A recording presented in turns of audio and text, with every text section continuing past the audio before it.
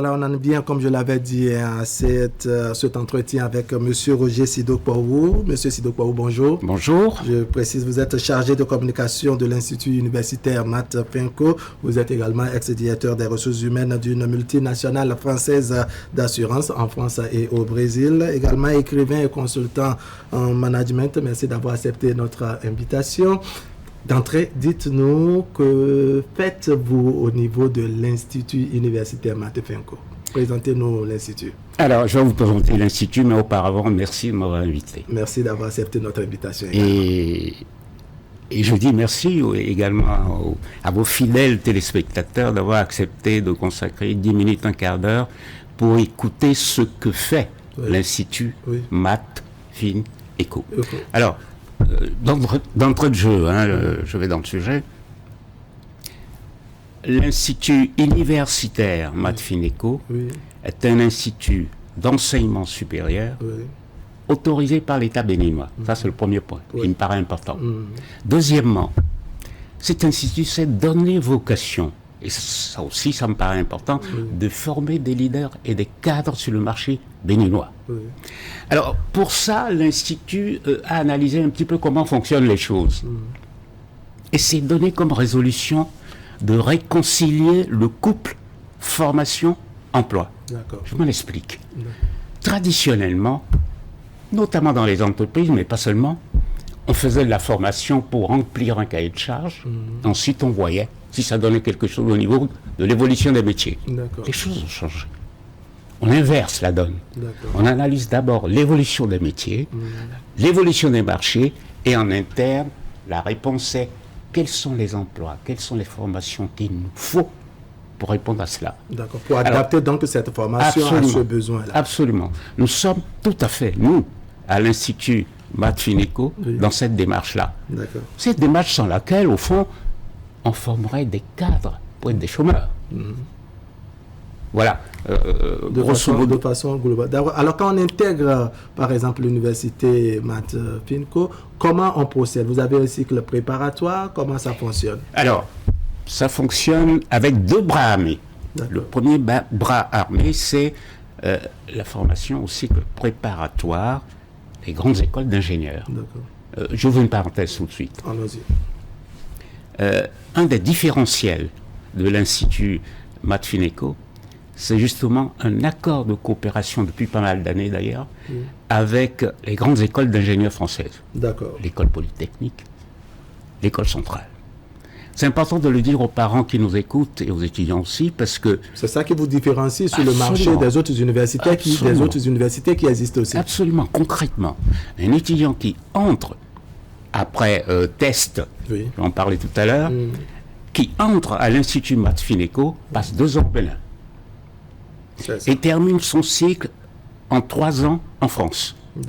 Ce qui me paraît important, c'est que le diplôme qui en sort est un diplôme franco-béninois. Alors, les 2 ans qu'il passe au Bénin, il a quel diplôme? Ça équivaut à quel diplôme au Bénin?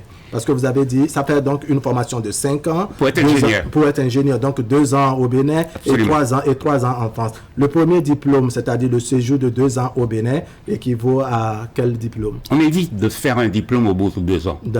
Vous doutez bien pourquoi. Faisant cela, on risque de laisser beaucoup de personnes en chemin. Je préfère pour ma part, et pédagogiquement c'est plus utile, que nos étudiants aillent jusqu'au bout. Vous savez, quand on a pris une décision, si on s'arrête en chemin, c'est comme si on n'avait rien fait. Donc vous les préparez pendant 2 ans au Bénin, n'est-ce pas? Et ensuite, vous les envoyez en France pour poursuivre. Absolument. Et le diplôme final est acquis à l'issue du cursus en France, mais c'est un diplôme, encore une fois, binational.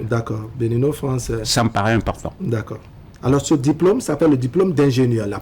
Donc, ça fait 5 ans de formation pour obtenir un diplôme d'ingénieur. Soit à Polytechnique, à l'école Polytechnique, bien connue, soit à l'école centrale, également bien connue. Donc, 2 écoles renommées d'ingénieurs qui ont passé des accords de partenariat avec l'Institut Matt Finco, et cet accord marche.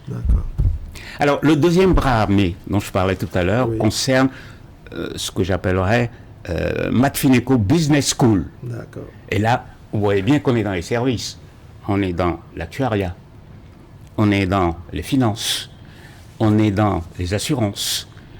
Donc, tous ces services sont, toutes les formations liées à ces services sont enseignées dans le Matfineco Business School. Donc, 2 bras armés.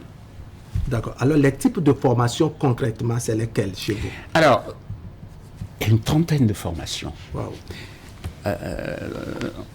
Dans le temps qui nous est imparti, je n'aurai pas le temps de les citer. D'accord. Alors, on ira à l'essentiel. Je me suis dit, allons à l'essentiel. Allons à ce qui peut intéresser les étudiants et les parents. Premièrement, tout le socle, c'est le numérique. Tout tourne autour du numérique. Si on a le temps, j'y reviendrai tout à l'heure pour dire pourquoi le numérique. En tout cas, tout le socle tourne autour du numérique. Et ensuite, il y a le big data, je vais en dire un mot tout à l'heure. Il y a les énergies renouvelables. Il y a la gouvernance industrielle. Toutes ces formations sont délivrées par Matfineco Institute. D'accord. Alors, le big data, les parents qui nous écoutent ont dit, mais c'est quoi le big data? Oui. Je vais l'expliquer de manière très simple, à travers le numérique. Il y a 10-15 ans, encore, dans les compagnies d'assurance, par exemple, ou dans les banques, les rédacteurs, comme on les appelait, travaillaient sur dossier. Et chaque client avait son dossier. Mais simplement, dans les banques, il y avait des armoires de dossiers. Oui. Et à chaque fois que le client venait, on sortait son dossier, on l'analysait. Ça pouvait prendre une journée, une heure. Ça étouffait presque. Absolument. Donc c'était un travail sur dossier. Mais avec l'évolution du temps, les données à intégrer dans les dossiers sont devenues de plus en plus grandes, énormes, par millions, voire par milliards. Donc l'évolution aujourd'hui a été de les numériser. Ça devient plus souple. Absolument. De les numériser, de les contracter, et au lieu d'avoir des bagages, effectivement, d'armoires d'il y a 10-15 ans, on a des choses miniaturisées. Ça me paraît important. Ce qui veut dire quoi? Ce qui veut dire que le travail des rédacteurs d'il y a 10-15 ans a changé. Et dans cette mutation de travail, il faut les adapter, il faut les former, il faut les reformer à autre chose. Eh bien, je prétends qu'aujourd'hui, les métiers d'aujourd'hui et de demain, c'est déjà ça. Donc ça suppose qu'effectivement, notre jeunesse, nos leaders de demain, soient d'ores et déjà formés à ça. Voilà le but, l'orientation que nous nous sommes donnés. D'accord. Alors le choix donc du numérique, c'est pour faciliter, je dirais, la tâche et donc pouvoir faire face aux besoins du marché ou bien faire face aux réalités des nouvelles technologies? Les deux. Les deux. Si le marché ne l'exigeait pas, si le client ne l'exigeait pas, si l'évolution de la technologie ne l'exigeait pas, on ne l'aurait pas fait. Il se trouve que le client aujourd'hui a besoin de ça, de rapidité et de qualité. Le numérique permet cela.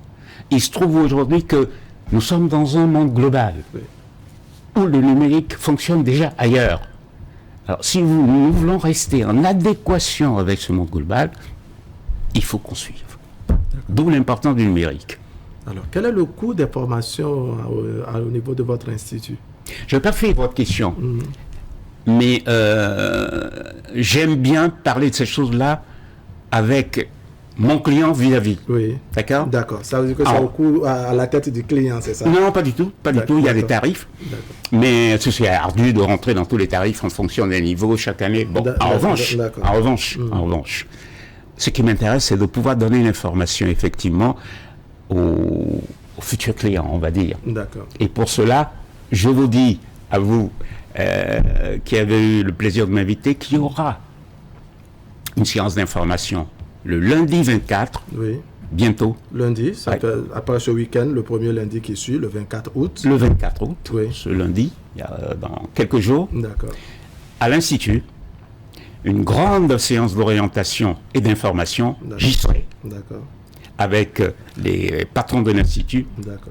Et nous délivrerons toutes les informations qui pourront permettre, aussi bien aux parents qu'aux étudiants, une prise de décision. D'accord. Ça fait déjà une invitation. Alors, précisez-nous concrètement. Alors, ce sera à 10h à l'Institut Matfineco qui se situe à Bomekalavi, Zopa.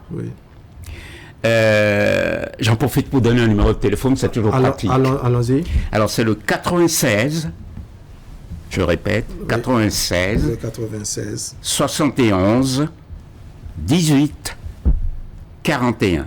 d'accord. 96, 71, 18, 41. D'accord. Appelez, vous serez bien attendu. D'accord. Alors, quel est le travail que vous faites avec vos étudiants de manière à ce que je dirais, les formations ne se limitent pas seulement à la théorie? Est-ce qu'il y a également la pratique? Il y a des stages qui se font avec vos étudiants? Dès la première année.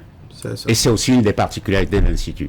Parce qu'on considère que la théorie c'est bien, mais il faut tout de suite la faire relayer par de la pratique. Et nous avons de ce fait des accords d'entreprise avec un certain nombre de sociétés de la place, ce qui fait que dès la première année, tous les étudiants font un stage. Au fond, c'est ce qui se passe dans les grandes écoles de commerce en France.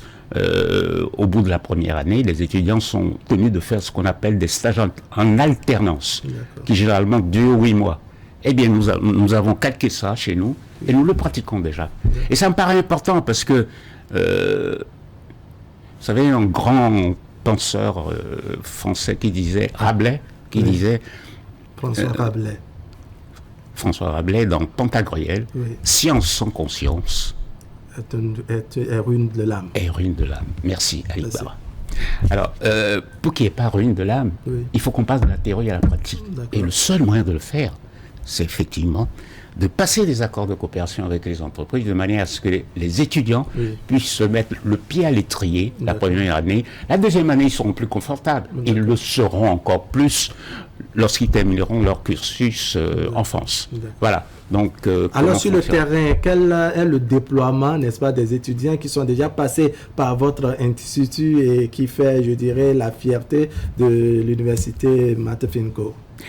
Ils ont, en règle générale, ils n'ont pas de problème à trouver un boulot. D'accord. Je veux dire, ce qui importe l'Institut, c'est qu'à l'issue des formations, cela débouche sur un métier.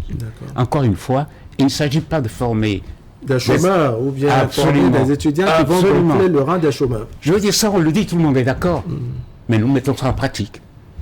Donc c'est une rupture par rapport à ce qui se fait jusqu'ici et nous disons, arrêtons cela. Arrêtons cela, regardons les besoins du marché, d'accord, et faisons en sorte que notre formation soit le plus possible adaptée au marché. C'est d'ailleurs pour ça que, parce que personne ne le sait tout seul, nous avons passé des accords de coopération, et ça aussi c'est une particularité de l'Institut, avec des enseignants français, qui sont des missionnaires qui viennent ici prodiguer des séances de formation. Et là aussi, il y a un binôme. Enseignant béninois, professeur de l'enseignement supérieur, et enseignant français, professeur de l'enseignement supérieur. Et c'est cet accord-là, aussi bien pédagogique que pratique au niveau du stage, qui fait la force de l'Institut. D'accord. Votre mot de conclusion, très rapidement. Mon mot de conclusion, c'est que nous formons des citoyens. Voilà. Nous formons des citoyens parce que je pense que notre pays a besoin de leaders. Et encore une fois, comme je disais tout à l'heure, science sans conscience n'est que ruine de l'âme. Les leaders de demain sont ceux qui seront conscients qu'ils ont un métier et que ce métier doit servir notre pays. D'accord. Et l'université Mata-Finco est là pour accompagner cette idée. D'accord. Monsieur Roger Sidokwaou, merci d'avoir accepté notre invitation. Je rappelle, vous êtes chargé de communication à l'Institut universitaire Mata-Finco. Avec vous, on a donc partagé avec nos téléspectateurs les réalités, les enseignements, les types de formations que vous donnez là-bas et l'effort que vous faites, n'est-ce pas, pour que sur le marché de l'emploi, vos éléments soient les plus compétitifs. Et les plus reconnus. Je remercie vos téléspectateurs en espérant que on le verra, en tout cas, leurs enfants nombreux, lundi 24. Lundi 24. Merci beaucoup.